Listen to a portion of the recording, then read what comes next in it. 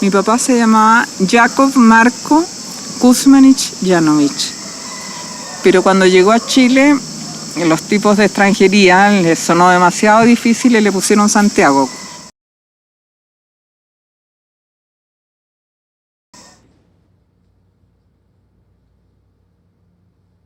Mi madre venía de esa aristocracia de provincia que es aristocracia en su pueblo, empobrecido. Mi abuelo se había suicidado, arruinado.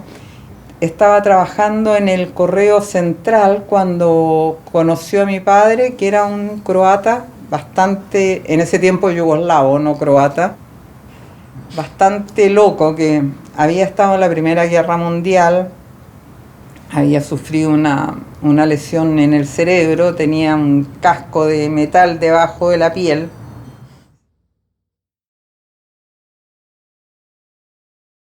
Mi padre había nacido en 1888 y mi madre en 1900, era 12 años menor, y se casaron el año 32. Mi hermano mayor, que nació el año 33, después Duni el 35 y yo el 38.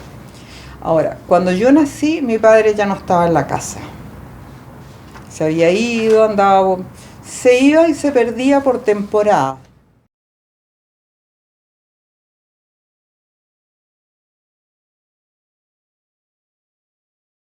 Duni era su chaplín, le decía, porque Duni hacía tantas morisquetas y cosas que lo llamaba su chaplín.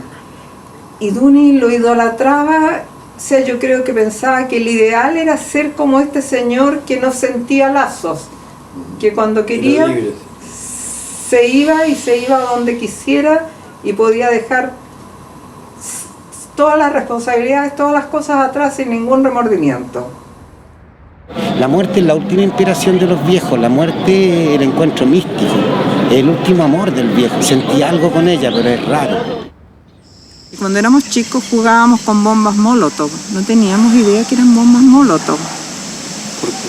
Porque jugábamos a la guerra con otros niños del barrio, como la casa nuestra era el mejor punto de reunión, porque mi abuela no se metía en nada y la mamá estaba todo el día afuera trabajando. Entonces era la única casa donde no había orden, ni disciplina, ni nadie que dijera esto no se hace.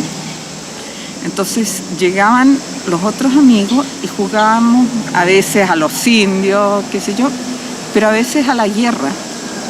Entonces cavaron unas trincheras en el patio y había dos bandos diferentes. Y para hacerlo más entretenido, detrás de la casa de nosotros, pero como a 2 cuadras, había una fábrica de probetas y matraces, de todas estas cosas de vidrio. Y Pancho, mi hermano mayor, descubrió de llenarlas de parafina y ponerles algodón y prenderlas para tirarnos bombas de un lado a otro. No sé cómo nunca nos quemamos vivos.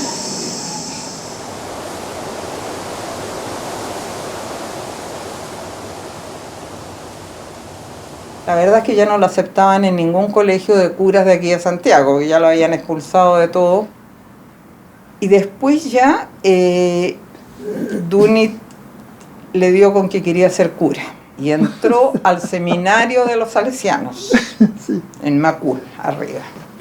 Yo creo que fue la tentación porque los curas hacían un vino exquisito.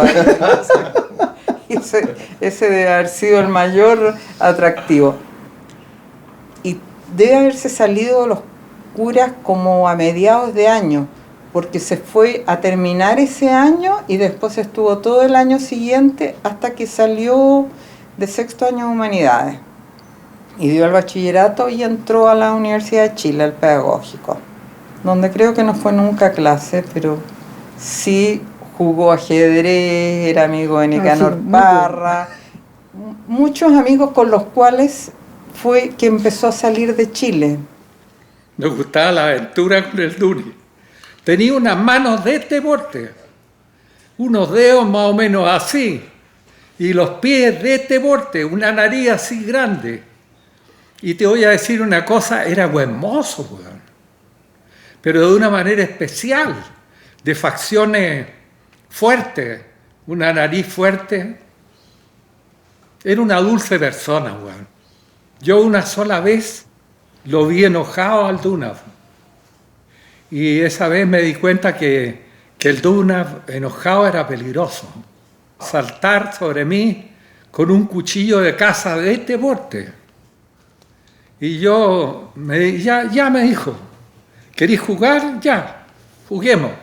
Pero eso se superó, ¿eh? Pero te cuento para decirte que el Duni era una persona de carácter dulce, pero si le picaban la guía era peligroso. Él y yo partimos a Río de Janeiro. País fascinante, weón. Te digo en serio, un país, oye, fascinante, weón. En una oportunidad, unas enfermeras en cuya pensión nosotros nos habíamos arranchado, nos llevó al hospital. Nos llevó al hospital para que tuviéramos de comer, porque no teníamos para comer. Así que ahí en el hospital, como paciente, con ese traje que te lo abrochan por atrás, pasamos unos 4 o 5 días comiendo pollito y cosas así. El Duni. Y yo le dije, oye, vámonos de aquí, ¿estáis locos? Me dijo, en ninguna parte vamos a estar mejor que aquí. Nosotros nos fuimos haciendo pantomima, cuando la pantomima no era muy conocida en América Latina. En Río de Janeiro estábamos haciéndolo en la calle, así la gente. Entonces se acercó un señor y dijo, ese es el camión, ese es el, no sé cómo se llama, volante de la televisión. Y me están llamando de la central y quieren que ustedes actúen allá, en un programa así como Sábado Gigante. Fue cuando nos pagamos este turrón de plata. Era una bolsa de plata, weón. Así los billetes, weón. No sabíamos cómo gastar la plata, weón. Y entonces, bueno, era una cosa nueva, para nosotros invitábamos a medio mundo a comer, porque habíamos pasado muchos hambre. Y bueno, ¿cuánto tiempo estuvimos en Río de Janeiro sin poder volver? Como 4 meses. Y de repente el embajador se dijo, ¿saben, cabrón? Yo los voy a ayudar. Y se consiguió que el Federico Schwager, que era un barco mercante, nos trajera de vuelta a Chile. Y nos vinimos a condición, dijo el capitán, de que ustedes trabajen en cubierta, ustedes no van a ir gratis. Y nos hacía trabajar como chinos, dijo. Que limpiar las escotillas, que sacar todo el moho de la... Era algo infernal, weón. Le teníamos un odio parido al capitán. Él quería conocer, quería salir de Chile. O sea, ya en la universidad le iba pésimo porque no iba a clases, se dedicaba a jugar ajedrez, a trabajar en el grupo de teatro que había en la universidad. Entonces ya le estaba yendo muy mal y sabía que no iba, además ya se había dado cuenta que no era una carrera para él, que él no iba a trabajar haciendo clases de castellano. Entonces, con otros amigos, compañeros de universidad, decidieron salir, pero no tenían plata. Ya en Buenos Aires nos pasaron 20.000 yunas, porque nos alojaron chicas que trabajaban en una peluquería. Entonces nos hacían nos cortaban el pelo, nos afeitaban todos los días, oye. Oye, y aquí no nos vamos, y te llena de muchachas de peluquerías. Mira, les faltaba poco menos que pintarnos las uñas. Oye, nos trataban, oye, pero mira, éramos los regalones de ese lugar. Y de repente alguien llegó y dijo, oiga, que Duni está de cargador en los muelles en Buenos Aires, con lo flaco que era y cargando cosas, era terrible. Entonces este mismo amigo dijo, no, yo lo voy a buscar, y partió a Buenos Aires a buscarlo. Entonces Dunia dijo, ay, sí, me voy con usted, pero yo no me puedo ir así, yo no puedo llegar en esta facha a la casa. Y tenía amigos ladrones. Y los amigos ladrones entraban a las tiendas y robaron ropa para él. Y este tipo era tan cara dura que lo que no le gustaba se los devolvía para que lo cambiaran, si es que no le había quedado bien. Él usaba el chalequito, abotonadito acá, su chaquetita, y siempre unas chaquetas de tweed.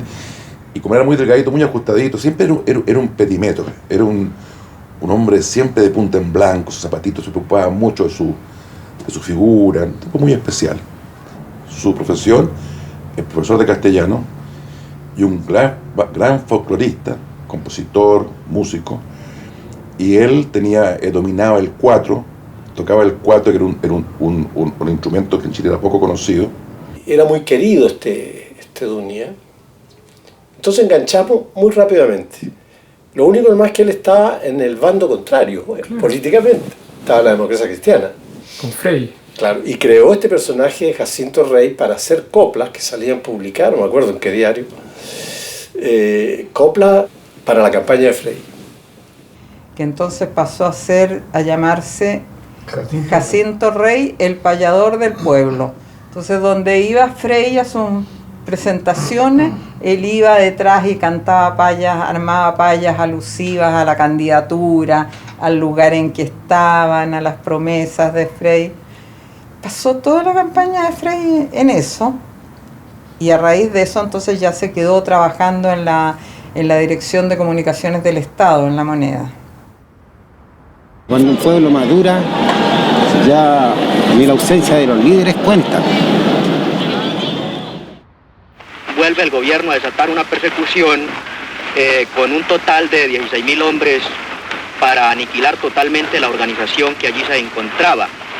Pero encontró nuevamente con la resistencia de los campesinos y mientras de aniquilarlo, el movimiento se ha extendido, se ha fortalecido aún más todavía. Yo participé en el rodaje de una película, de un corto que se llamó Río Chiquito, que hicieron unos franceses sobre lo que hoy son las FARC.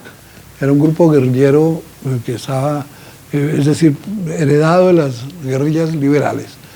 Y se estaba organizando políticamente, entonces eso era un acontecimiento mundial que el gobierno de aquí estaba tapando. El gobierno hacía pasar a esta gente como bandoleros simplemente, y resulta que eran gentes que estaban buscando una estructura política, unas bases políticas para respaldar su actividad guerrillera, que era, entre otras cosas, la única solución posible para esta gente, porque era gente que el gobierno conservador la perseguía. No tenían cédula, no cedulaban a los liberales gaitanistas, entonces el que no tuviera cédula era liberal gaitanista y lo mataban. Las veredas, así de simple, y los curas desde el púlpito daban indulgencias a la gente que matara liberales. Se descubrió que estábamos filmando algo que era un tabú, era algo prohibido, y nos persiguieron, pues a los franceses los echaron del país en 24 horas, y a mí me estaban endilgando la organización, más o menos como que yo era el organizador de toda esa cosa, y yo era un simple colaborador que me interesaba pues, simplemente el fenómeno que estaba ocurriendo en mi patria.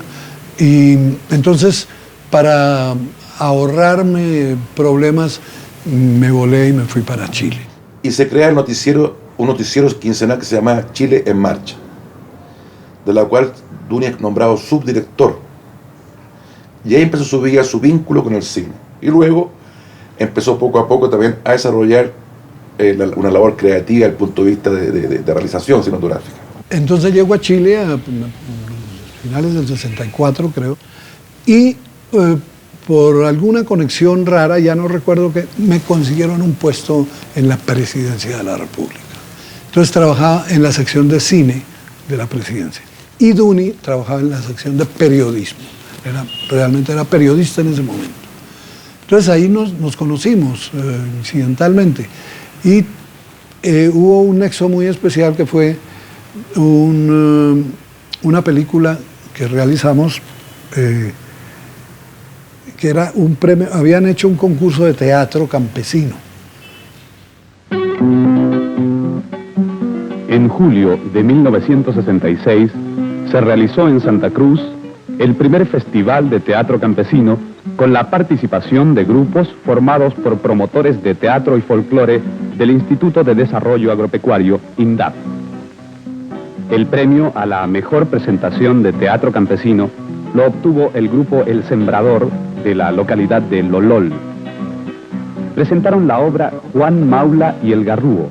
El documental se trata de cómo se organizó este grupo de teatro. Ellos estaban aprendiendo a hacer teatro. Entonces, ahí que inventaron esto de la cosa de Juan Maula, de que era el fondo como el diablo. Es un mito muy popular en América, que es el tipo que desafía al diablo. Aquí existe Francisco el Hombre. Carrasquilla tiene en la diestra de Dios Padre. Y, en fin, este era el mismo mito, un tipo, un campesino que desafía al diablo con un juego muy curioso que era las 12 palabras redobladas. El tipo dice con los números, la una es una, siempre la Virgen pura, compadre dígame las dos son dos, las dos Marías, no sé qué, compadre dígame las tres, y el otro tiene que contestarle. Y la trampa que le puso Juan Maula al diablo fue que nombró a Dios. Entonces el diablo, por responderle, nombró a Dios y se desaparece. Las 11 espinas de Cristo crucificado, pues. Diga, pues. Las 11 son 11. Las 11 espinas de Cristo crucificado, pues. Diga, pues, diga, pues. Diga, pues. Ya. ¡Maldita! No había nadie con estudio, digamos, de verdad, un actor de verdad. O sea, eran todos gente del pueblo que aprendió a actuar y que actuaron bastante bien en la película. Juan, ¿hasta cuándo vaya a ser así? Mi mamá no me deja juntarme con vos. Si por lo menos trabajara, pero soy más floja. Era un equipo muy profesional en que nos ayudaban a solucionar los problemas. Así que para nosotros fue algo tan gratificante, fue algo hermoso. ¿Cómo está Pepita, tan linda como siempre se la ve? Pensando en usted se lo pasa, con el favor de Dios. ¿Sí? En mi caso, por ejemplo, me dio libertad en la creación del personaje. Te voy a mostrar un poquito de lo que yo pienso que es el personaje. ¿Ves? Listo en el clavo. No te salgas de ahí. Las 8 son 8, las 8 puertas del infierno, las 7 son 7 sacramentos, las 6 son 6. Lo hice con mucho empeño, con mucho cariño hice el papel, lo tomé. Además que el personaje era difícil, ¿eh? El personaje era medio difícil, sí. Del malo, del demonio, era difícil. Quiero que venga ya él me echa una platicada. Quiero hacerte un cambalache. Baja luego, diablo mayor, diablo rey de los diablos. Aquí estoy, Juan Maula. ¿No me llamabas para conversar conmigo? Mira la clase de hombre que es el roto más encachado de todo Chile. Yo creo que fue en esta relación cuando empezó a conocer gente de cine, a todos estos nuevos amigos, que eran más de izquierda.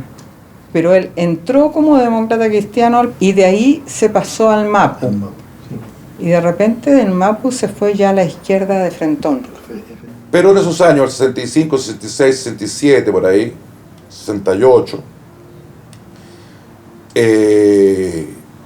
su posición política fue siendo más radical y nos unimos a un proyecto político que era vincularse al movimiento de izquierda revolucionario, al MIR de Chile, que era un partido marxista-leninista, pero con una concepción de partido más político que militar, o político y militar. Duni nos plantea a mí y a otro que quiere ingresar al MIR. Entonces ahí estrechamos vínculos más fuertes con Duni, porque yo dirigía las bases del MIR, del grupo de cineastas, desde una célula donde estaba Trabuco, Can, Cabrera y la Angelina Vázquez, todos cineastas documentalistas, y yo. Era un grupo extraño en Chile, muy raro, porque éramos los únicos violentistas de toda la izquierda. 3.000 pendejos que decíamos esto no se puede hacer por las elecciones. Esto hay que hacer. Éramos 3.000, no éramos más, en 1000 éramos 3.000 pendejos. Era lo Algunos que decíamos, esto no se puede hacer por las elecciones, no sean brutos. Pero cuando subió Allende, me dijo, bueno, si es una elección del pueblo de Chile, vamos a quedarnos tranquilos y vamos a cooperar, que es lo que hicimos, cooperar lo más posible. Pero nosotros teníamos clara conciencia de que a la buena, teniendo a los gringos cerca, no se pueden hacer esas cosas.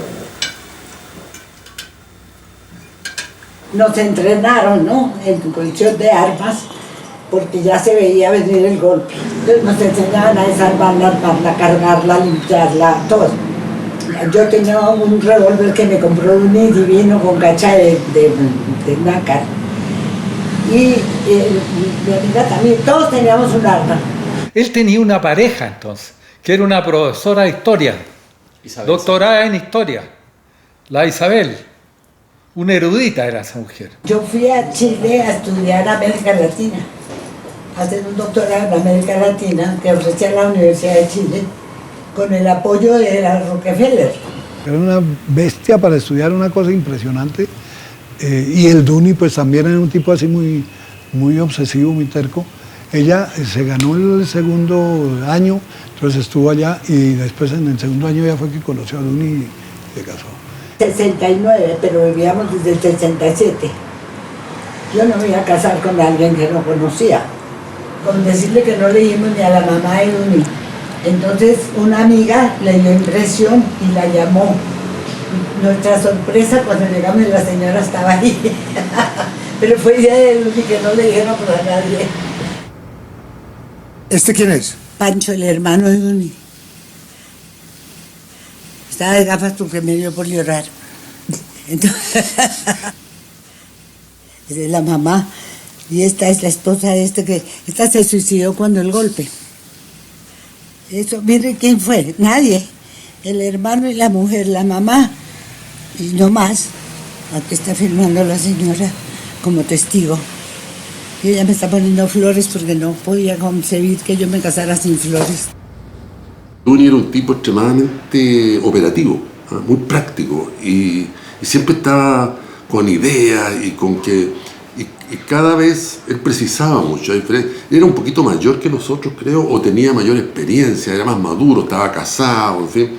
Nosotros éramos unos cabros locos, solteros, en fin. Era muy curioso porque Duni era un militante muy discreto del MIR. No era de los que inmediatamente uno identificara como parte del partido. Lo que le daba, lo que nos hacía respetarlo mucho y le daba una cierta aura de peligrosidad, que era muy impresionante. Era una relación de sostén que aportaba Duni. Duni tenía auto. Entonces, todo esto eran factores en ese periodo súper importantes, porque nosotros no teníamos auto, no teníamos casa, vivíamos en pieza. Entonces, Duni era un militante, un compañero que aportaba mucho.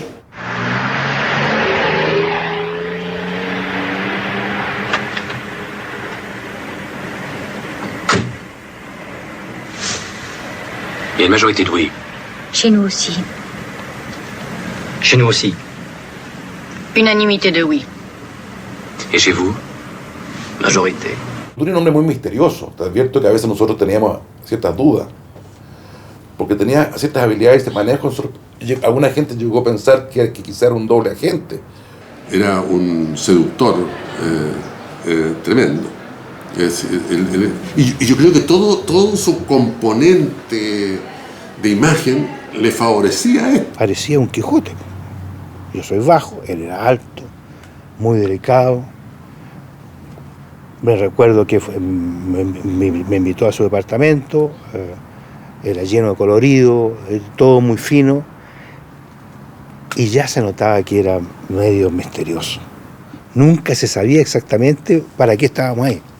Él tenía una relación con una chica francesa muy bonita, y por eso que siempre pensábamos por qué el Duni, siendo un flaco, narigón, no era muy buen mozo, era atractivo el tipo, pero tenía siempre la capacidad de levantarse a las mejores mujeres, ¿no? Primera vez que vi a Duni fue en Chile Film con George. y yo le dije, cómo me gusta este hombre. y después, el día de la venida de Fidel Castro, tú me dijiste que Duni estaba buscando una casa para filmar una película. Ajá. Y así pasó. Y me lo presentaste. Sí, te lo presenté, sí, ahora recuerdo. Sí. Después ustedes siguieron viéndose y yo dejé... Eso, sí, tú te fuiste. Desaparecí desolado. Y su mujer, que una vieja maravillosa, bueno, digo vieja hoy día porque era una chica joven en sus años, pero mayor que nosotros, la Chabela, gran compañera, sufría y él aceptaba todas estas cosas al Duni porque lo quería mucho, hasta último tiempo. Tenía una red de contacto buena y de amigos, por ejemplo, George Monroe. Duni siempre decía, yo tengo un amigo que es sobrino del general Pinochet, y puta, yo creo que ahí este gallo me ha contado que nosotros, tontera, para nosotros el general Pinochet era, como si hoy día te dicen el general Muñoz, te fijas, no le damos importancia. Éramos muy ingenuos. Sí. Y además que estábamos convencidos de nuestra propia inmortalidad, porque nadie puede, si hay regimiento en rebelión, irse con palas y chuzos a defender la moneda. Pero fuimos y los trabajadores del metro fueron. En ese tiempo el metro era un hoyo en la Alameda, y los trabajadores del metro salieron a defender la moneda. Y yo me acuerdo, ya estaba oscuro cuando salió Allende a los balcones a hablar, a decir que no era necesario el sacrificio del pueblo, que agradecía esa voz maravillosa que tenía, una dicción increíble y elocuente, precioso, es un recuerdo maravilloso que tengo de Allende. Sí. Óiganlo bien, lo cual no significa ni significará tolerancia contra los antidemócratas, tolerancia con los subversivos, ni tolerancia jamás con los fascistas, camaradas. A ver, la verdad que para mí no fue ninguna novedad, porque nosotros lo estábamos esperando. Además, George nos dijo, ¿no? Como 2 meses antes, ¿te acuerdas? Este señor, el sobrino nos dijo, este va a dar el golpe. ¿De quién hablas? De George Monroe. Yo estuve 65 días preso.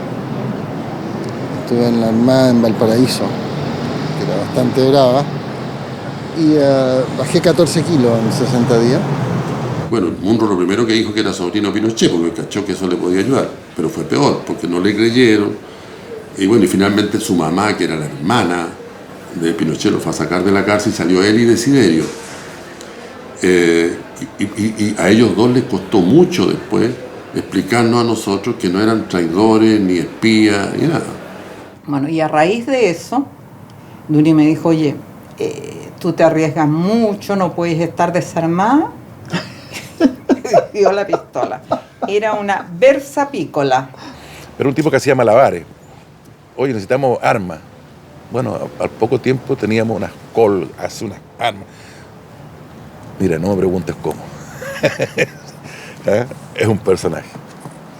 Para mí fue muy desilusionante, digamos, ver que la Unidad Popular está en manos de gente muy farsante, weón, que no tenía huevos para jugársela.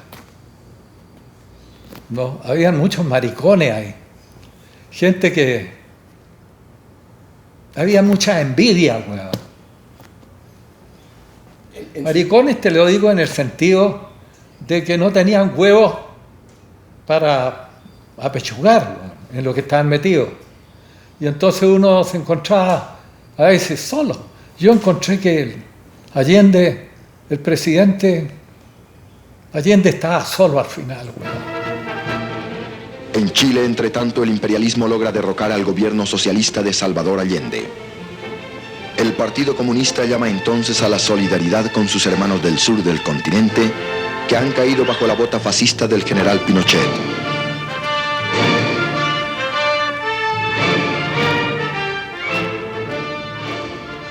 Duni se había ido para el norte, para Antofagasta, porque la primera parte de su película era allá. ¿Qué película era? Era una película sobre la guerra del Pacífico. Inclusive se cumplió una cosa que me habían pronosticado y que yo había dicho que eso no ocurriría nunca. Y es que yo compré un apartamento. Yo vine aquí como chilena, me pagaron en dólares y me fui con el momento que los dólares estaban carísimos allá. Compré un apartamento. Una señora me dijo, mire, le pronostico que usted dura casada 2 años. Yo estoy casada con un tipo que hacía cine y cuando él empezó a la casa, vendemos el televisor, vende. Y dije, ay no, pero Duni no es así, que encuentro. Cuando dice, bueno, ¿por qué no vendemos el apartamento? Guay, no, lo único, ¿cómo vamos a vender lo único que tenemos? Estamos fabricando algo. Pero es que esa película me convenció, vendimos el apartamento. La película que tenía que empezar cuando hubo el golpe. ¿Qué? Tú. Ah, qué bueno que no haya empezado. ¿Por qué?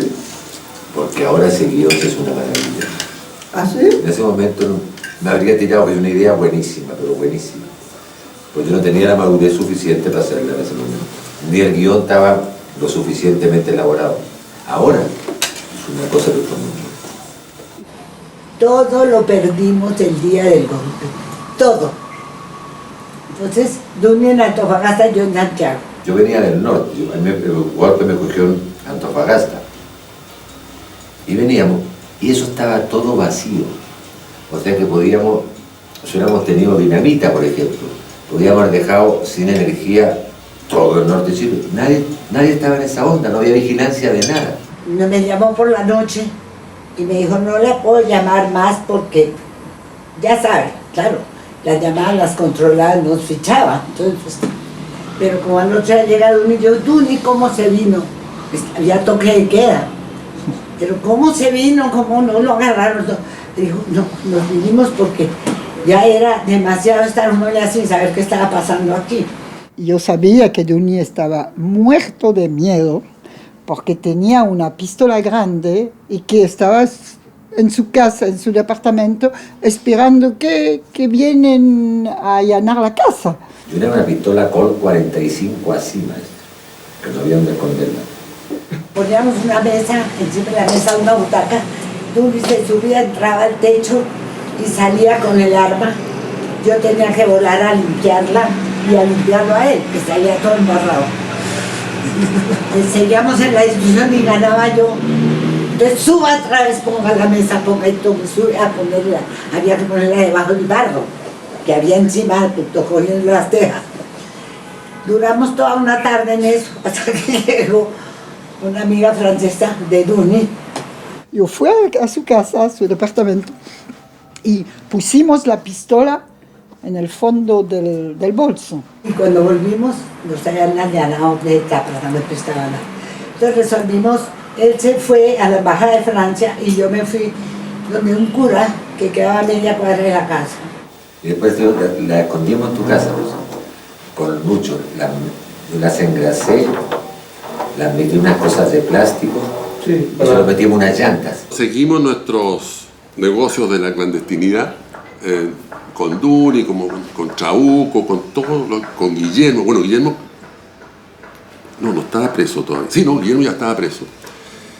Y de repente cae preso Duni. Cuando llegaron los militares a la casa estaba el Esteban. Sí. Estaba el Esteban y lloraba y decía, chileno, hija de puta. ¿Sí? ¿Qué? Collón. Decía, ¿Sí? Decía, y lloraba. Cuando entramos en la puerta, había 2 hombres y una mujer. Y yo pensé, hablamos de esa una amiga de Selma, se llama la chica. Sí. De Selma. Y cuando yo abrí la puerta, que abrí, antes de que tú, me pusieron una pistola aquí atrás. Y 2 tipos de ladina con pistola en la mano para que no se moviera. Eso me recuerdo porque tenía 8 años. Y en la cocina lo tomaron y yo estaba mirando. Ahí eso lo vi. No me acuerdo. Eso lo vi y lo mataron. Entonces, ya pasando el Lucho, ¿qué vamos a hacer por Lucho? Como queriendo decir, llegó el momento, ¿qué vamos a hacer? Estábamos conscientes que, como te digo, que en cualquier momento... En cualquier momento caía uno y caíamos todos. Entonces, si caís tú en ese momento, caís preso o algo, uno ser chileno, olvídate. Claro, desaparecía. Tenía miedo. Yo cuando llegué vi esa mesa llena de papeles, dije, la que nos metimos. Nos pusieron scotch, una venda y las esposas.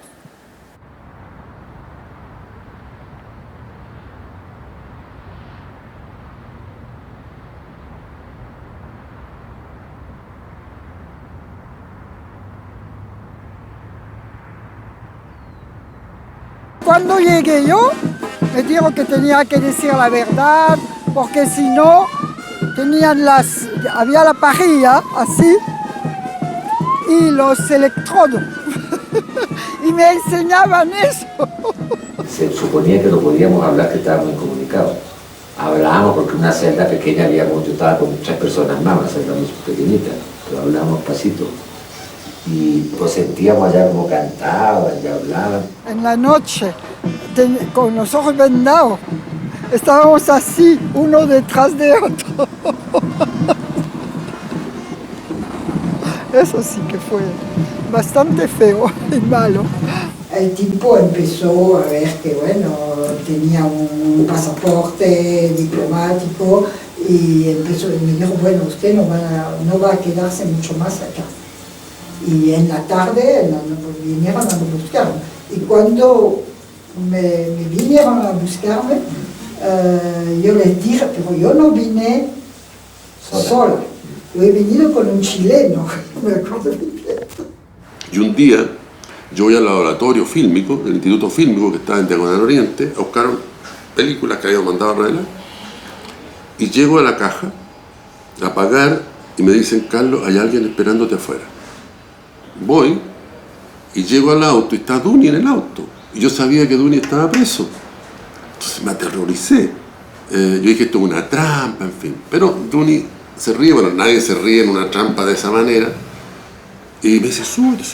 Me subo al auto y yo le digo, Duni, pero tú estabas preso. Sí, pues así somos los artistas, pues me dice Duni. Y me acuerdo perfecto, porque la frase fue esa, así somos los artistas. Ya salí. Otra vez nos allanaron, estaba la muchacha, y la muchacha les aseguró que éramos hippies. Yo había puesto retratos, en la sala del comedor estaba separada por unas puertas bonitas, y yo puse los Beatles, los 4 así fotos. Entonces ella dijo, mire lo que ella tiene aquí, ellos son hippies, ellos no se meten en política, ni dijo la muchacha. Nos salvó por hippies. Decidieron venirse a Colombia y salieron de Chile en barco. Salieron legalmente, pero para evitar problemas no salieron en avión, porque era mucho más vigilado el aeropuerto. Entonces se fueron a Valparaíso unos días antes y tomaron pasajes en un barco italiano, el Verdi creo que era, que pasaba por Valparaíso y llegaba a Colombia. Nosotros recién llegados de lucharla, porque la luchamos harto. Mi cuñada dijo, les voy a conseguir un local en el aeropuerto, que eso da plata, se puede poner cosas típicas, algo que compren los turistas. Horror, plata no nos nombre, nosotros llegamos con la revolución en la cabeza. Entonces nos chocamos con todo lo que había aquí, casi que nos devolvemos. Yo duré como 4 años con las maletas hechas, no las desbaratamos, porque Pinochet se caía y nosotros nos íbamos. Entraba y salía. Ahora no sé si entraba y salía legalmente, probablemente no. Yo creo que no. Por las cosas que he escuchado de repente de sus amigos, me da la impresión que entraba clandestino. Yo me había pegado unas salvadas antes, pero de segundos, de salir de una parte y llegar los militares, o irse los militares y llegar yo al minuto. O sea, yo me había salvado unas 5 o 6 veces ya, pero así, de milagro. Justo. De milagro. Mi hermano mayor me avisó a Chillán, me dijo, mira, a Duni lo tomaron preso, había entrado a Chile clandestino, lo tomaron preso Porque eso no me lo y contó. estoy tratando de conseguir su liberación. La familia de Isabel se contactaron con seguramente aquí con el Ministerio de Relaciones Exteriores, y entonces le dieron instrucciones al embajador de Colombia en Chile que lo reclamara.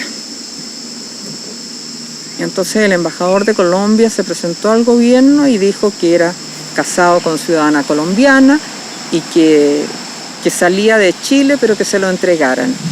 Y se lo entregaron, pero con 24 horas para salir del país.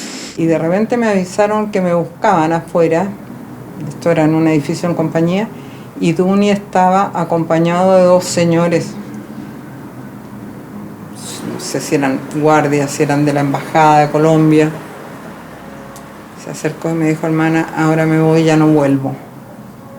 ¿Qué te hicieron? No, me dijo, no quiero hablar de eso. No, nunca dijo.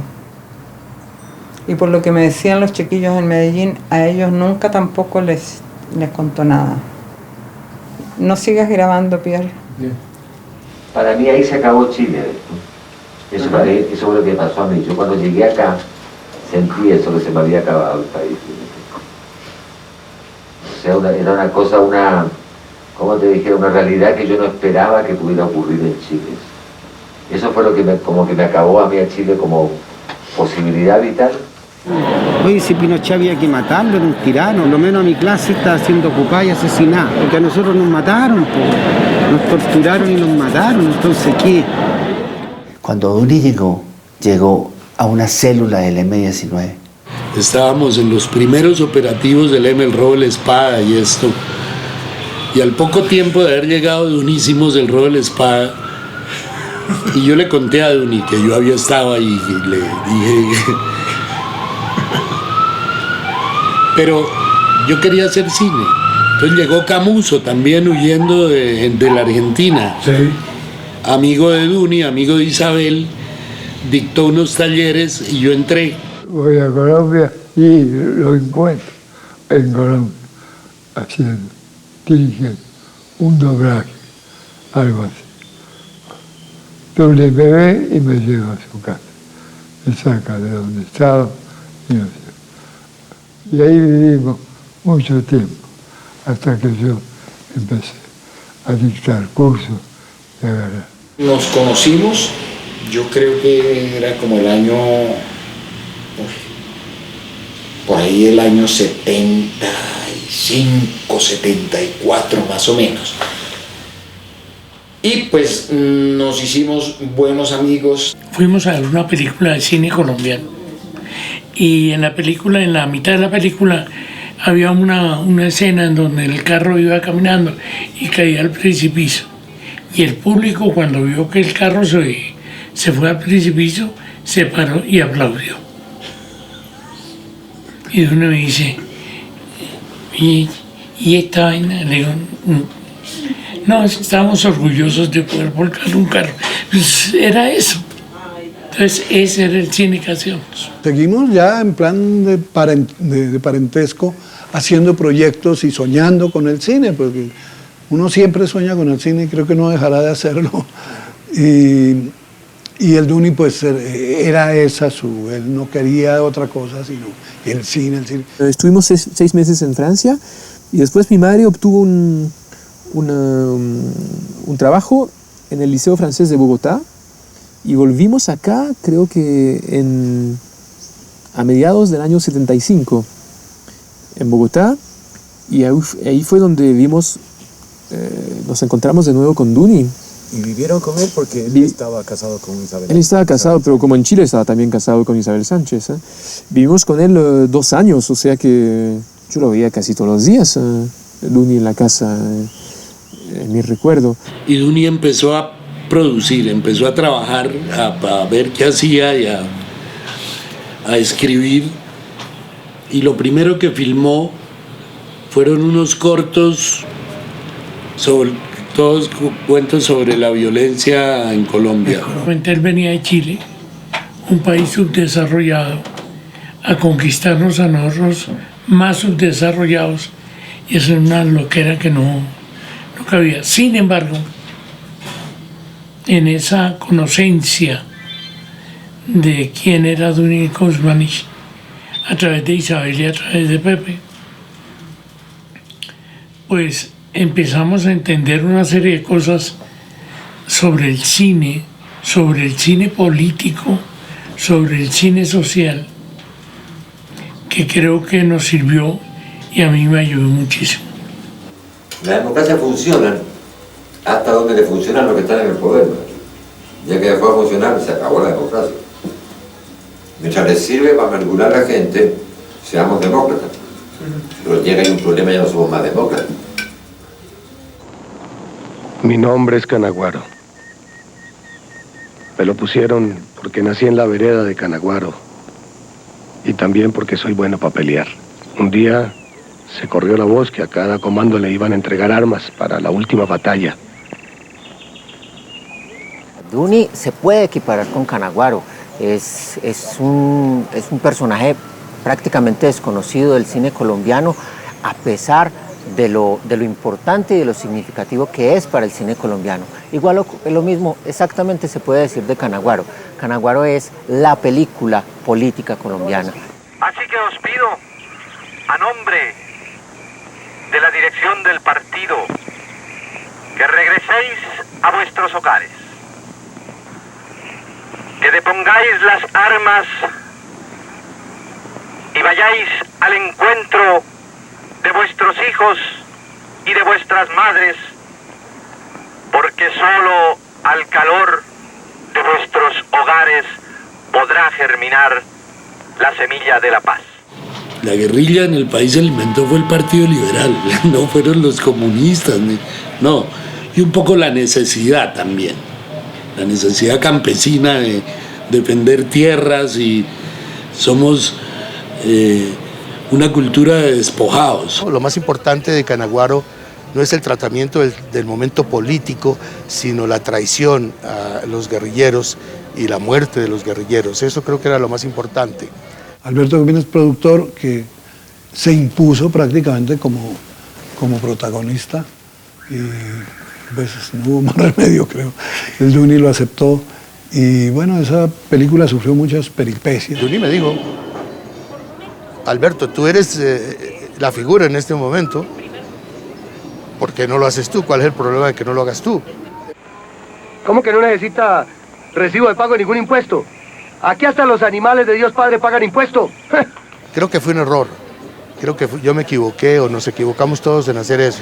Porque la producción tuvo crisis, pasaban muchas cosas. Yo estaba encima del caballo en Honda, mirando en la finca donde estaba, en la finca La Plata, sentado encima del caballo, viendo cómo se perdían las cosas, había 150 personas en escena y muchas cosas, y yo encima del caballo mirando las cosas pasar y no podía hacer nada porque tenía que estar encima del caballo haciendo las escenas. Duny no quería mucho a los fotógrafos y no le paraba bolas a la fotografía en las películas, y era una cosa así.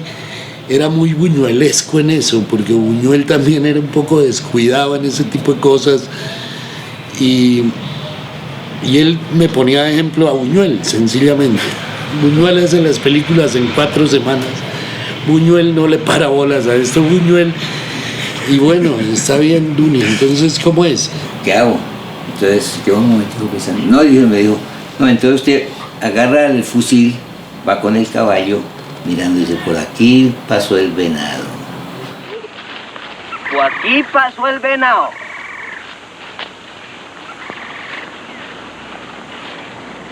Y por allá se fue. Nosotros trabajamos en la Hacienda La Plata, de Víctor Carranza. ¿Cómo será de grande la Hacienda La Plata, que tiene un pueblo por dentro que se llama Méndez? Uno esmeraldero, medio tránsfuga, medio especial, y que le financiaban la película. Entonces, llegaba un viejo, ahí y nos juntábamos, nos firmaba la película. También era un periodo difícil políticamente allí también. Ahí el hermano menor de Pepito, no me acuerdo, también vinculado con el cine. Carlos. A Carlos lo andaba buscando la policía. Un día llegaron por mí y yo ya estaba entre el carro porque ya sabía que iban a ir por mí. y Duni me sacó del lío, me sacó, no lo comprometí tampoco, ni le dije para dónde me iba ni nada, sino le dije, déjeme aquí. Me bajé y me metí a una casa por ahí de algún amigo, y ahí me estuve como una semana. Pero al que seguían persiguiendo era a Duni, que era el que iba en la camioneta. Esto era con persecución, con carro y esto. Sí. No me jodas. Yo no me acuerdo si estaba Turbay, pero había un peligroso ahí en el, no me acuerdo cuál era. Y era muy difícil la vida para cualquier comunicador, porque todo lo que tú dijeras era, lo que no fuera con ellos estaba contra ellos. Y así era muy difícil. Yo creo que si no se hubiera pospuesto la terminación de Canaguaro hasta el 81, el cine colombiano hubiera cambiado, hubiera sido como es ahora, pero desde antes. No fue exigencia. Fue un pedido de Turbay, una conversación conmigo, y yo acepté y dije, la paramos, no hay ningún problema. Yo estaba agradecido con el presidente Turbay porque gracias a él yo entré a ser programador de televisión. Me acuerdo que me llama y me dice, mire, Alberto,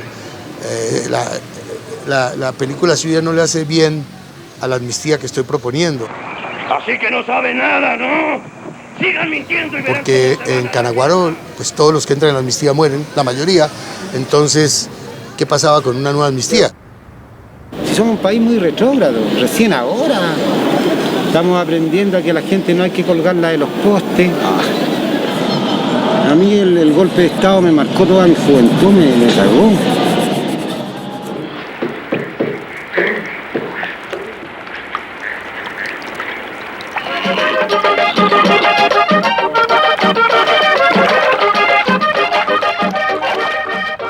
Me senté con él muchas veces a trabajar. Primero me pidió una mano en una película en que yo trabajé, que era La agonía del difunto, sobre una obra de teatro de Esteban Navajas, y yo ayudé ahí, me pidió la revisión del guión, yo lo revisé y hicimos algunos ajustes, es decir, trabajamos así muy por encima en eso, y luego yo hice el papel antagónico, digamos. Las películas tienen imperfecciones técnicas, tienen guiones muy fuertes, muy potentes. La agonía del difunto, por ejemplo, es un guión increíble. Pero creo que Duni, me parece que no están totalmente a la altura de los guiones. O sea que creo que no tuvo los recursos suficientes. No sé si él pensaba quizás que tenía suficientemente recursos, no sé, pero me parece que no tuvo bastantes recursos a veces para hacer películas a la altura de la calidad de los guiones. Pero hay una coherencia increíble, o sea que ves que es siempre la misma mirada sobre un fondo de lucha de clase. Y Duni venía a hacer un cine más centrado, un cine más social, un cine más casi de pancarta. Total. Mientras que yo estaba haciendo, pues lo más de izquierda que hice fue El taxista millonario.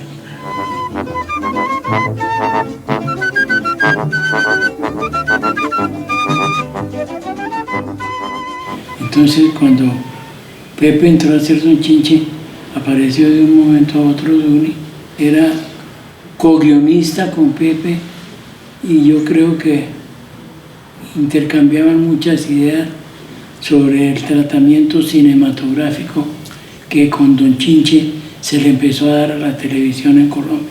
Yo lo hacía y tuve unas discrepancias con RTI y me retiré.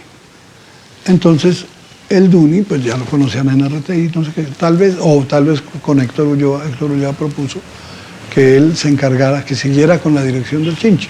Nosotros trabajamos desde el primero hasta el último capítulo con una sola cámara convencional.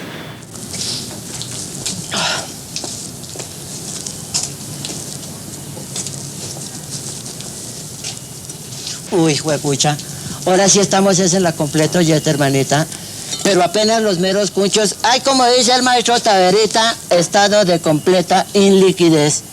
Usted hace revaciados con J, no hay derecho. Nosotros le involucramos y en eso tuvo mucho que ver, estoy seguro tuvo mucho que ver Duni.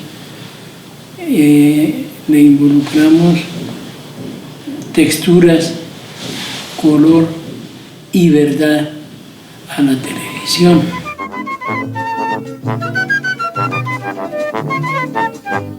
Nuestro matrimonio fue un matrimonio era como el modelo de los matrimonios. Mientras estuvimos en Chile, la verdad que nos entendimos muy bien. Ya las cosas empezaron a volverse como... No, mejor dicho, lo que yo creo es que todos los matrimonios, todos se vuelven happy. Llegó un momento en que yo ya no quería saber más de Bogotá por todas las razones. Se acaba la magia y lo mejor es separarse, porque ¿para qué está uno sufriendo? No lo vuelvo a ver porque, como cosa curiosa, la reacción de él fue como contra nosotros también, como que quiso desprenderse de la familia totalmente. Y creo que ahí fue cuando se fue a Medellín. Con 84 fui a hacer un curso allá. Entonces empecé a ir, yo he hecho allá 3 películas. Yo conocí a Duni en un taller de cine que se hizo en Medellín hace por ahí 25 años. Él estaba obsesionado con hacía unos cuadros y con esos cuadros, pues mejor dicho, encontraba una matriz racional a toda la película, de manejo, de producción, y tenía unas obsesiones y unas metodologías y unas estrategias de producción para abaratar los costos de las películas y hacerlas mucho más fáciles. Y él hasta llegaba a pensar que una película se podía hacer en 2 o 3 días, un largometraje. Si tú tendrías, mejor dicho, hasta en media hora se puede hacer una película de 1 hora y media. Ya empecé en el taller y a mi grupo no iba, salía con todas las chicas de ahí para almorzar o comer y conmigo nada. Y yo le digo, oiga, profesora, ¿usted qué le pasa? Que digo, no, es que usted me gusta y eso no se puede notar. Él llegó y se enamoró de Miriam Gladys, que era la mujer más bella que había, digamos, en ese entorno cultural o del cine.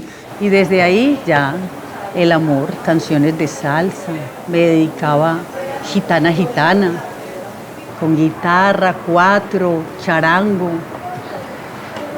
y con la palabra. Duni tenía un cariño enorme por Medellín. Me hablaba todo el tiempo que quería irse a trabajar a Medellín. Incluso ahora me acuerdo, vámonos, me dijo, vámonos a Medellín. Le dicen los paisas a los antioqueños. Y esto es verdad, ¿en qué se parecen los paisas a Dios? ¿A quién? A Dios. A Dios. En 3 cosas.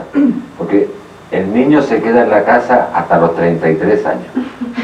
Como Estefan, igual que Estefan. Y eso es verdad. ¿Cómo? Igual Como que Estefan. ¿Por qué? Bueno, y después dice, la mamá cree que el niño es Dios. Y el muchacho cree que la mamá es virgen.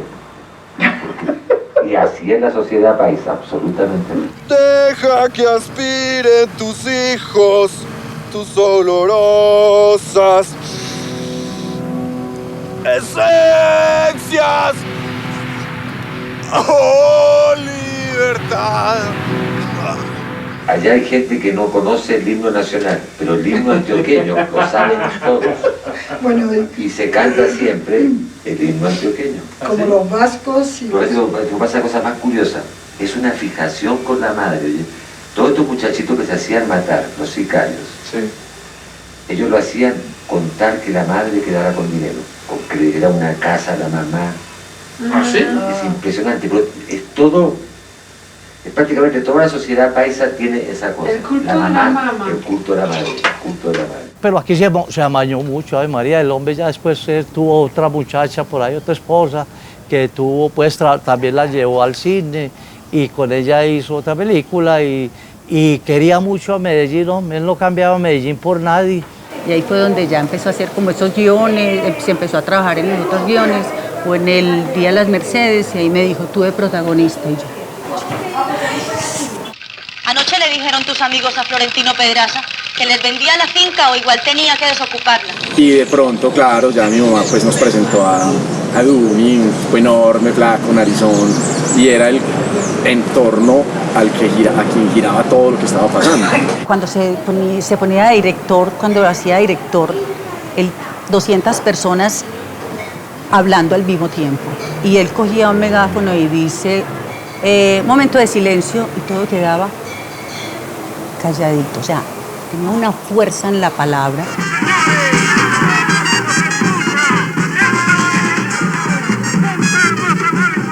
Es una huelga de unas prostitutas de pueblo que no encuentran cómo trabajar en los pueblos, donde todo el mundo les quiere sacar plata y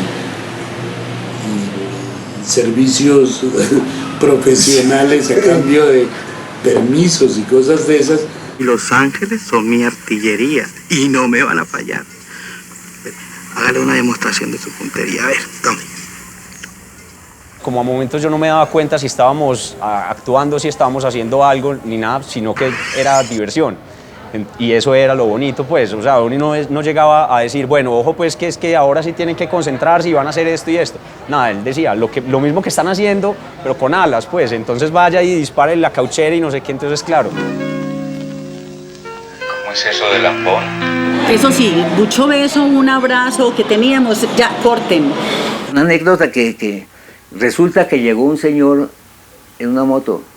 Buenas, ¿dónde están los señores artistas? Aquí. Mire, es que el señor de aquí al frente los invita esta noche a una fiesta. Y nos fuimos con don Pablo Escobar a una fiesta en Nápoles. Llegamos allá con toda la gente de la película, hermano. Lisandro Mesa y todo el mundo, hermano, allá. Como 40 actores y técnicos allá. A mí más que todo me llamó fue Pablo Escobar, fue el que me llamó.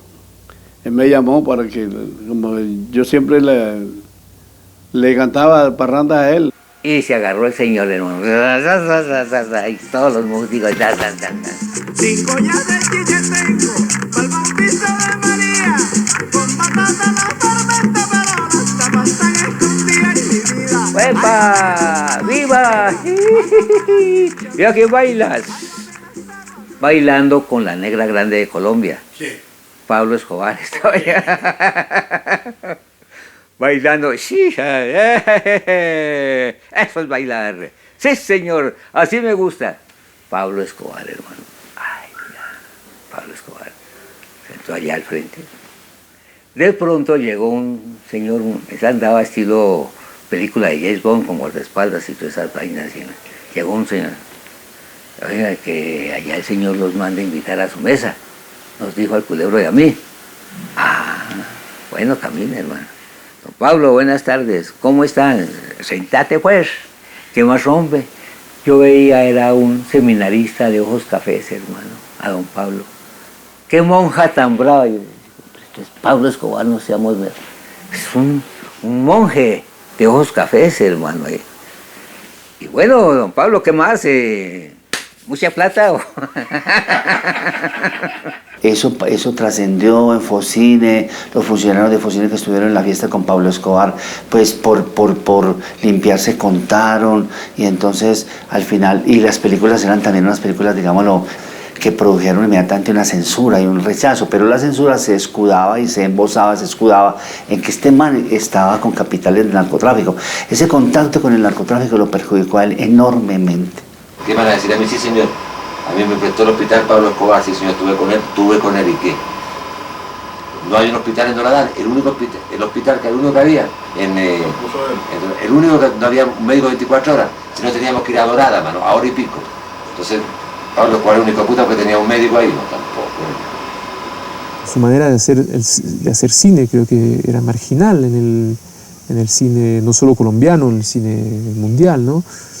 Y lo que le importaba a él, me parece, es hacer películas coûte que coûte, cuesta que cueste, cueste lo que cueste. Cueste lo que cueste, ¿eh? Él se daba cuenta que el cine era un instrumento de comunicación que tenía posibilidades mayores que intentar la militancia y el compromiso directo. Tú puedes hacer una tarea mayor en ese frente. Él nunca hizo una película de política o ideología abstracta, no. Eso que decía del poder y de la corrupción necesariamente tenía un valor, era porque también mostraba a quiénes afectaba y cómo los afectaba. ¿Qué le hace la película a los gringos? Nada, hermano. Los entretiene, los libera, los hace que vivan felices, ya ley, o la marihuana. ¿Ah? Y en cambio todo esto, desgraciado, robándole a todos los pobres de Colombia y manteniéndolos en la miseria. Entonces, ¿cuál es la plata más limpia que la otra? O la que le sacan los curas engañando a la gente. A ustedes, por ejemplo, que lo han explotado 5 años o no, en esa universidad, y les han robado plata, ¿sí o no? Pues, la misma mierda. Pero yo no tengo ningún reparo en decirle esto a quien sea, porque lo he dicho toda mi vida, lo he dicho, y lo digo en las películas, además. Esas son las películas mías, entonces, ¿qué? Lo mejor que hizo el Duni haberse ido de aquí. Porque si se hubiera quedado aquí, el Duni no habría podido dar cima a sus expectativas en el trabajo de la imagen, documental o cinematográfica. Porque las cosas se dieron aquí de tal manera que no había espacio para eso. El exilio tiene 2 puntos. Duele cuando uno parte y duele cuando uno vuelve. Porque ahí donde fue, hizo amigos, hizo nuevas relaciones. El exilio siempre tiene 2 partes. Y bueno, salía. Nosotros tendemos al orden absoluto, que eso es evidente en Chile, ¿no? Todo es organizado, todo se organiza en 10 minutos, todo funciona en 10 minutos. Aquí tienden absolutamente a la anarquía. O sea, el colombiano es por naturaleza, curiosísimo, por naturaleza anárquico. Y el chileno por naturaleza organizado, pero los demás somos iguales. Es un chileno que hizo las películas que los colombianos no hicieron, ¿ves?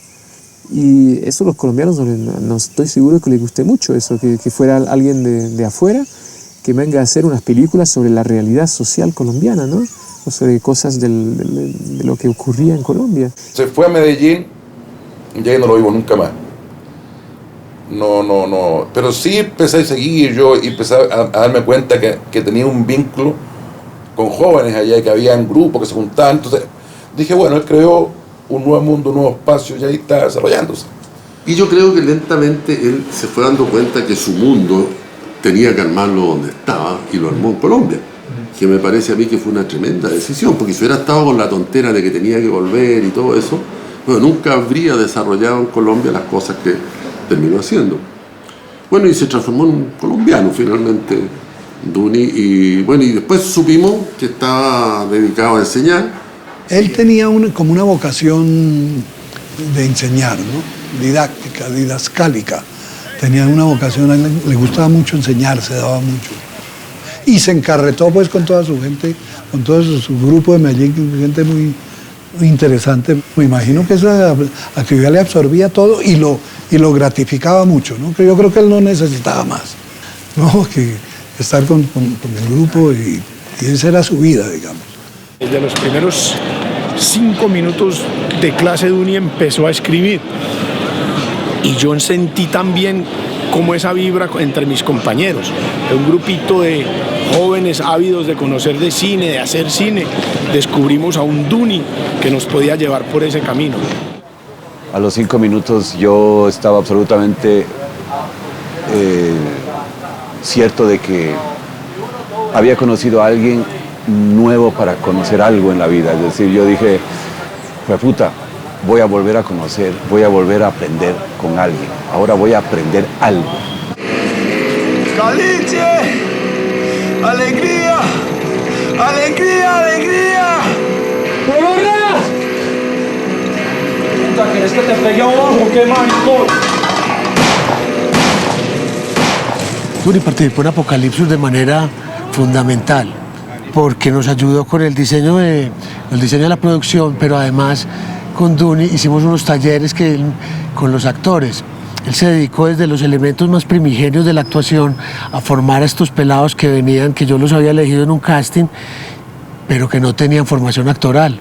Y entonces queríamos trabajar con actores no profesionales y ahí Duni hizo una labor maravillosa. En la Dunicueva, donde hicimos los talleres, que se volvía un espacio, sin uno quererlo, se volvía un espacio que mutaba de aula escolar a bar atendido por uno mismo, a espacio de tertulias, música y llegada empezaba a llegar gente. No te imaginas cuánta gente quería al maestro y cuánta gente aparecía simplemente. Todo era posible y nada era vetado, ¿cierto? Y nada era irrespetuoso. Es decir, cuando te digo que nada era vetado, no era porque ahí iba a pasar cualquier cosa fuera de maluca. No, todo podía pasar. Cualquier opinión era bien recibida. Y todo podía suceder. Desde las historias más amargas hasta las historias más alegres, ¿cierto? Duni en todas las ciudades del mundo donde vivió fue adoptando hijos y fue viendo como en personas como yo la posibilidad de desplegar todo ese afecto, toda esa guía, toda esa sabiduría que tenía. Maestro, ¿usted nos quiere a nosotros? ¿Nos quiere? No puedo irse. ¿Por qué no nos adopta? Ya también adoptamos, te dije. No fue un padre como se entiende habitualmente, pero fue una figura paternal para mí. Me transmitió una visión del mundo, una manera de ver las cosas, marxista, digamos. Él hablaba mucho de Marx, me daba a leer, no libros de Marx, pero libros de vulgarización de Marx, divulgación de Marx, y siempre contándonos la verdad sobre lo que ocurre acá. O sea, que hay gente rica que trata de dominar a gente pobre y que esa es la historia del mundo y de la humanidad, ¿no? Era una pastelería para gente con un poquito de plata, ¿no? Y Duni, cuando la vendedora se fue para afuera, o se fue atrás, no sé dónde, en otro lugar, no había ya nadie en la tienda, y él cogió los chocolates y empezó a comer los chocolates que estaban ahí ahí. Y cuando volvió la chica, no dijo nada, que había comido nada. Y yo me quedé así mirándolo y diciendo, tiene razón, ¿por qué no se puede robar a esa gente? Si es una pastelería de lujo, hay que robarlos. Y me acuerdo que decía siempre 100 años de perdón a quien le roba a un ladrón. Era un dicho que dijo muchas veces, me acuerdo de eso. Y él no le importaba robar si robabas a un ladrón, no robar a una gente pobre, pero robar a gente rica, claro. Y eso también me quedó en la mente, sí. Porque la humanidad no puede resistir mucho tiempo la línea en que vamos, que es la línea de los norteamericanos. Producir para nada, lo que es para nada. Producir para seguir produciendo, para seguir consumo, para seguir consumiendo. Y ya yo creo que el mundo está hasta aquí un poco de eso, ¿no? Y esa reacción empezó en Europa, no empezó acá. Hace años que empezó en Europa un poco la reacción contra el consumo, por lo menos la gente inteligente. Está diciendo, hasta dónde pues ya con esta estupidez de cambiar los equipos cada 2 años, el televisor cada 2 años, carro cada 2. No puede vivir para pagar uno más. No puede vivir para eso. No tiene que haber, yo creo que tiene que haber, o hay un cambio, o esto se acaba en 50 o 100 años. Yo no pensaba que había dejado un recuerdo tan importante en el grupo que constituyen ustedes. Creo que cuando lo conocí no estaba tampoco en la misma disposición de espíritu, o sea que no enseñaba tanto como al final de su vida, y esta posición de maestro fue la que ocupó en los 15 últimos años de su vida, me parece, no cuando yo lo conocí. Yo tuve 15 años de mi vida al lado de un maestro, o sea, son un privilegio, no tienen, los humanos, los hombres andan buscando eso en el Tíbet, hacen peregrinaciones, cada uno en su cultura o en su espiritualidad, y a mí me llegó, en eso soy afortunado, y mis amigos somos todos los alumnos de Duni, afortunados porque tenemos el maestro y no tuvimos que peregrinar, la vida nos lo puso aquí. El profesor te enseña, pero siempre se guarda conocimiento para tener poder sobre los estudiantes y poderlos manejar o manipular. Duni no, Duni entregaba conocimiento y si tú lo superabas, él se alegraba. Me di cuenta que había dejado huérfanos a mucha gente el Duni y que había sido muy importante en las vidas suyas. Él era muy contenido. Era, ¿cómo decirte? Era muy controlado. Había mucho control en ese joven. O sea, la procesión iba por dentro. Y esa forma de ser repercuta en el estómago. Él tenía entre esa mirada entre triste y reflexiva. Tenía el ojo de acá lo tenía más pequeño, se le caía, se notaba que era de persona que lee, que leía. ¿Ah? Y por supuesto que se iba a morir de cáncer. Si está escrito en su rostro, en su destino. Era de vida corta. Yo fui a España a tratar de cobrar una plata que me deben todavía de una película. Y entonces llegué allá y me dijo, ahora no tengo plata, pero hagamos otra película. Y entonces ahí empezamos a conversar, qué sé yo.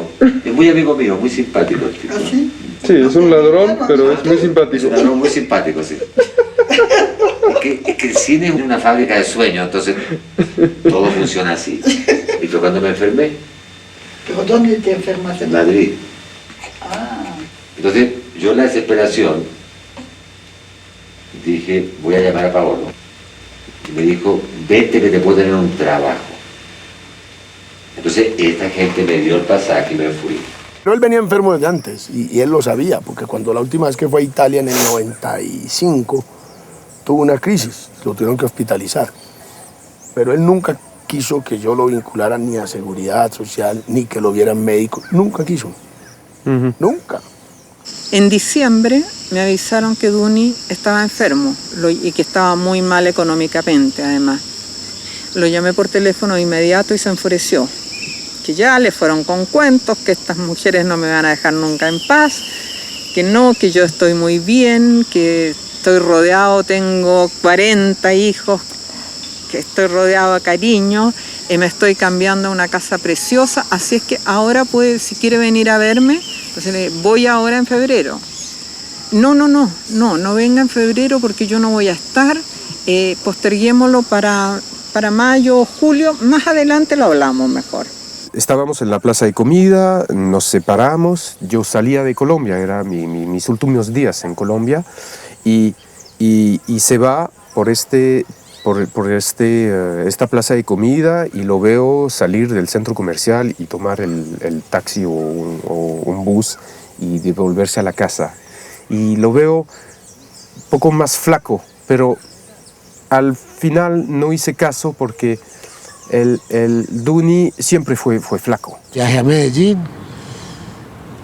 y él estaba postrado hace rato, se levantaba poco y se levantó, se puso como un dandy, como siempre lo fue, y nos tomamos un último trago, nos fumamos un último porro y nos reímos hasta las 4 de la mañana y al otro día, esa noche, tal vez, decidió que se iba para Santa Fe de Antioquia. A las 12 de la noche me suena el teléfono, me dice, che, imagínate. Y yo digo, ¿qué, Duni? Mañana me voy para la finca de Papayos a Santa Fe de Antioquia. Y dije, qué maravilla. Hay piscina, voy a estar ahí en una hamaca pasando bueno. Era de una belleza el día a día y la noche a noche, entre el dolor y el amor. Era una cosa extraña. Era el amor de todos nosotros hacia él y de él hacia nosotros, ese cariño, esa compinchería. Fueron unos días hermosísimos. La enfermera de Santa Fe de Antioquia ya lo conocía, entonces le buscaba las venas con una dificultad porque ya no había venas. Él mismo lo reconocía. Me miraba y me decía, me estoy quedando sin venas, pues Pedrito. Entonces llegamos y en medio de ese trance, él iba al lado mío en el carro Y entonces el panorámico del carro es una pantalla. Y entonces, desde que íbamos en el carro, él empezaba, yo lo empecé a notar. Y hacía cara de... Sí. Yo me quedé callado y cuando parqué el carro, él estaba en un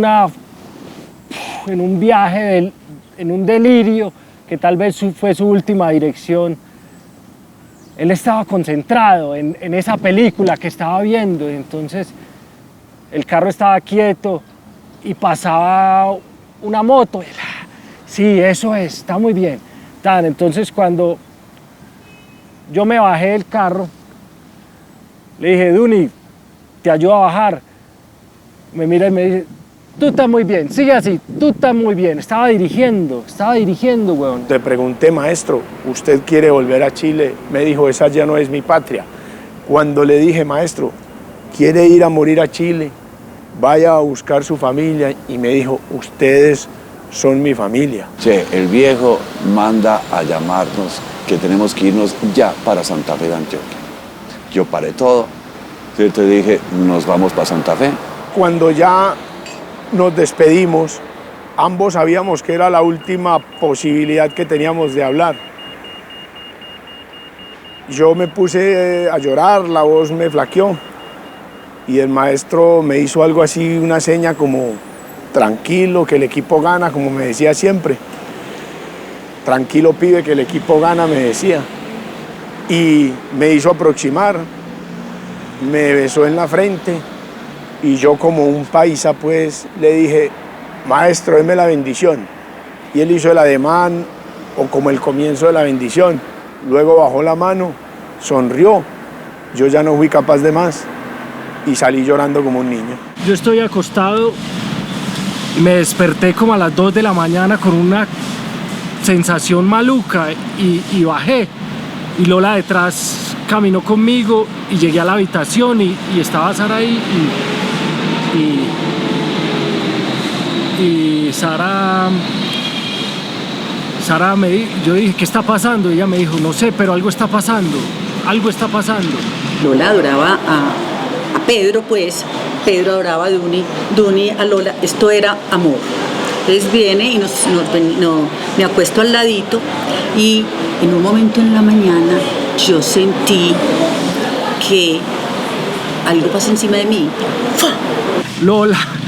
Lola fue la primera que se dio cuenta de que Duni había muerto, porque le lamía la mano donde tenía el suero Duni, así con la lengua, como despiértate. Y Lola empieza a lamer el catéter y yo, Lola, no, ahí no. Y de pronto yo me paro, cojo la mano de Duni. Y Sara y yo miramos a Duni como buscando ese soplo de vida en su pulmón que nos dijera medio se mueve. Y no lo encontramos y ya nos miramos, ella y yo, dijimos ya. Lola, la perra, nos mostró, o si no, todos estábamos trasnochados, 11 de la mañana, quién sabe, y eso fue al amanecer y yo empecé a despertar. Ana, también, Rafa, Caleño, a llamar Darío, todos, a llamarlos a todos. Al ladito mío, casi agarraditos de la mano y mirándolos.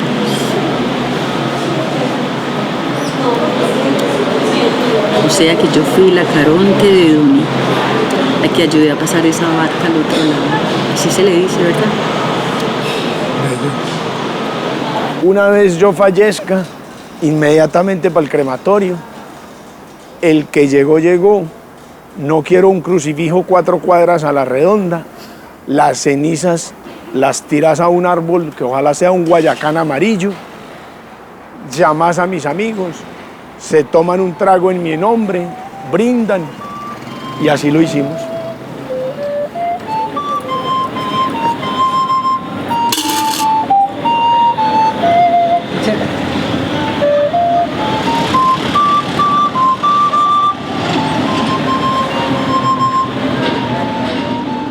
canjeé los pasajes para tal fecha de septiembre, así que ahora ya no me puede decir que no vaya, no, si me parece perfecto que venga en septiembre, que estoy en una casa preciosa, muy luminosa, que ahí se va a poder alojar conmigo.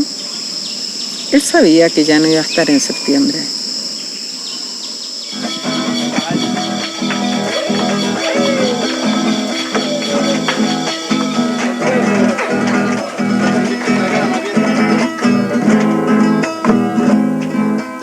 Déjame que te llame la consentida, porque todo consigues mi vida con tus porfías. Porque todo consigues mi vida con tus porfías. Primero mi cariño, mi idolatría, y después mi pasión, mi vida de noche y día.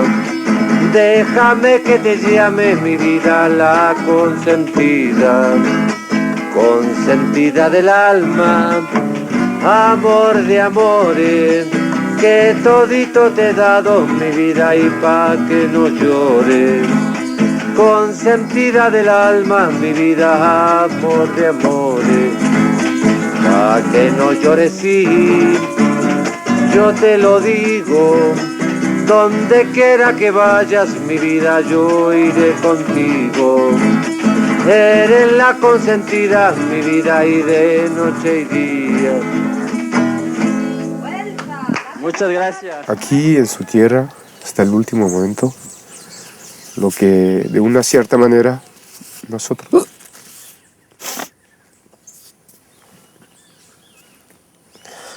Pierre, yo...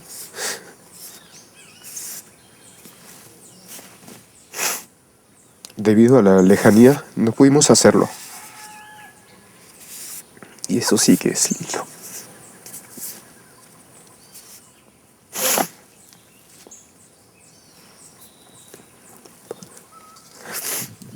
Gracias, gracias por todo.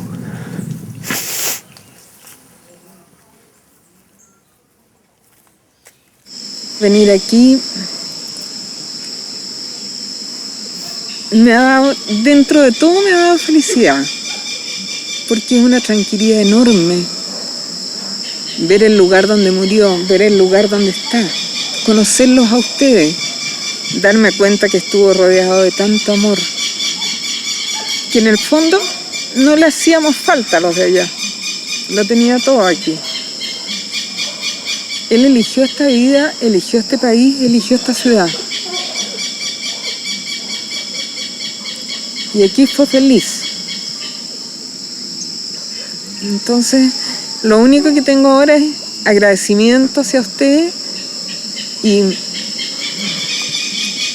me siento feliz de haberlos conocido a todos, de haber podido abrazarlos, de compartir con ustedes. Es el mejor regalo que me pueden haber hecho.